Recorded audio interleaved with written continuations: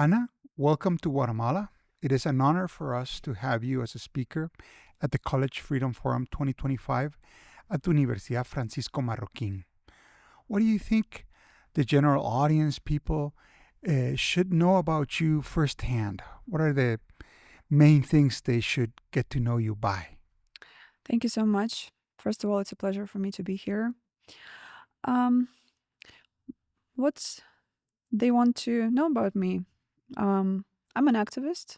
Originally, I'm from Russia, and I've been fighting against Putin's regime for 8 years already.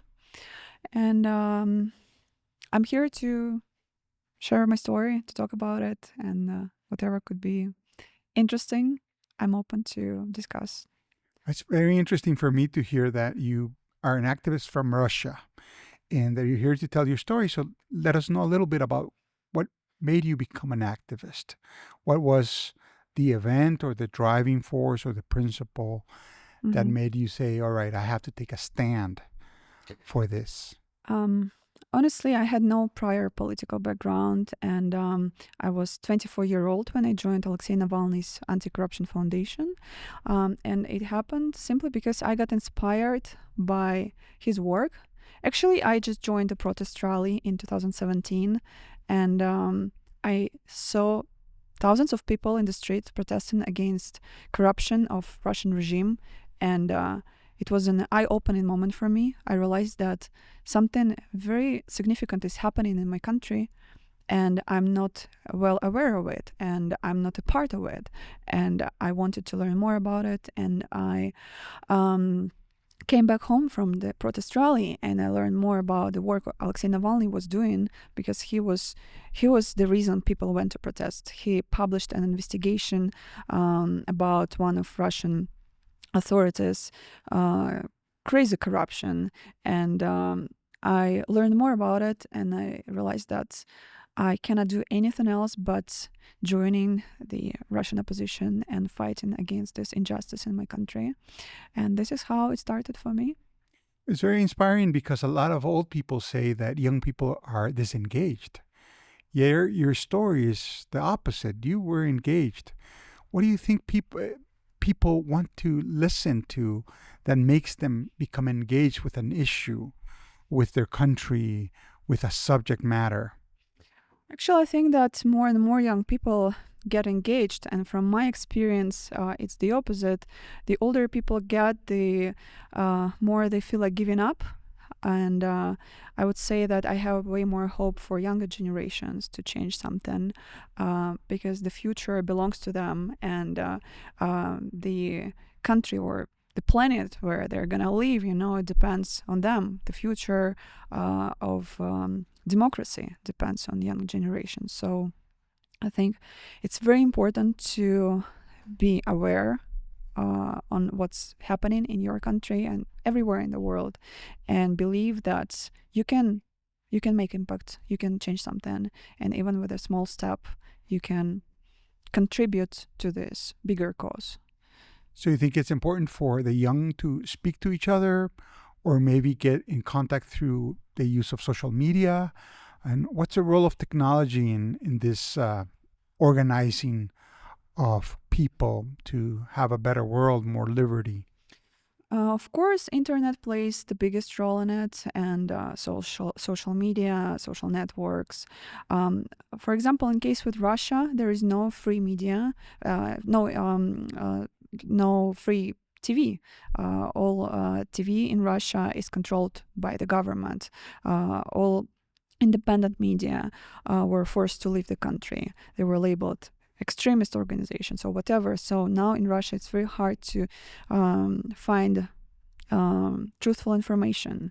And I would say that the role of modern technologies is very significant in it. And searching for truthful information through independent sources, alternative sources such as internet, it's very important. And this is something that happened to me till the age of 24. I didn't actually encounter any alternative information. anywhere in the sources that I was using besides the internet. So it really helped me to learn more about what was happening in the country. There's a lot of information, there are a lot of people. How do you think you find credible information out there with so much misinformation, especially by the government? What does a young person have to do to find this credible information? I think it's more about developing critical thinking, first of all. And in every country, there is different source of information, and you just keep searching. And if you see that the information is very one-sided, and in case with Russia, of course, Russian government is only pushing information about how Russian government is doing a great job, and you can hardly trust it. It's a very difficult question, honestly. It all depends on your willingness to dig deeper and search for the truth. And I think it is also very important to get together with like-minded people, to be a part of some meetups. If it's students, then discuss political issues together and try to be more engaged and hear what others say, not only listen to the government's propaganda. I love that you mentioned critical thinking because we love to push for that. It takes a lot of courage to have to make up your own mind and kind of have your opinion on things. And in that view, how do you see the individual struggle against the government and the need to keep your mental health and your own personal security in check?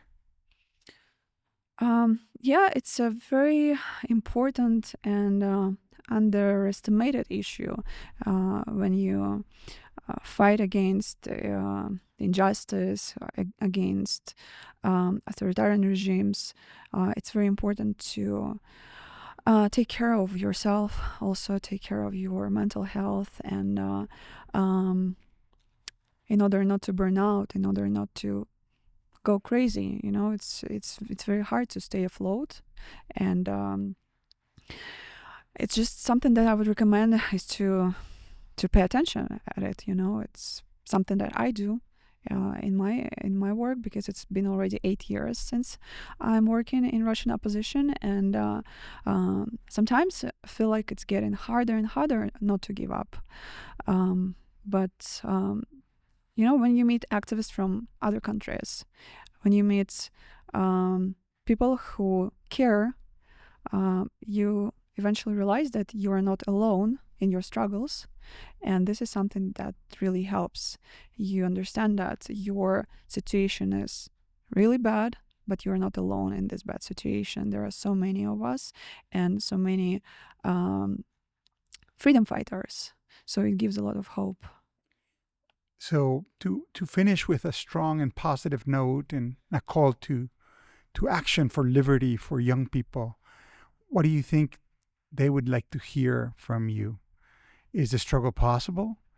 Are they going to meet obstacle? Is life easy? Life is not easy if you decide to become an activist, but I would say that it is definitely worth doing. As for me, I don't think that there is any better job in anything else that I would like to do, because building the future for next generations, for my own country, building free and democratic future is the most important job, I think. But it's not an easy job.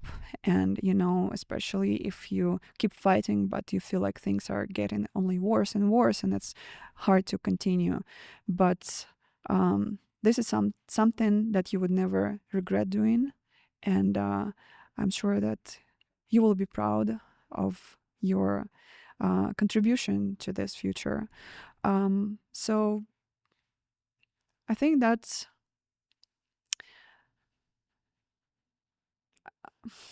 I think that I lost where I'm going to. Sorry. It's okay. I don't feel it's too much responsibility to encourage people to become activists. I feel like there's a lot of danger in it. And my boss Alexei Navalny was killed in a prison a year ago, and he was not afraid. And before getting arrested, he said, "I'm not afraid, and you shouldn't be afraid."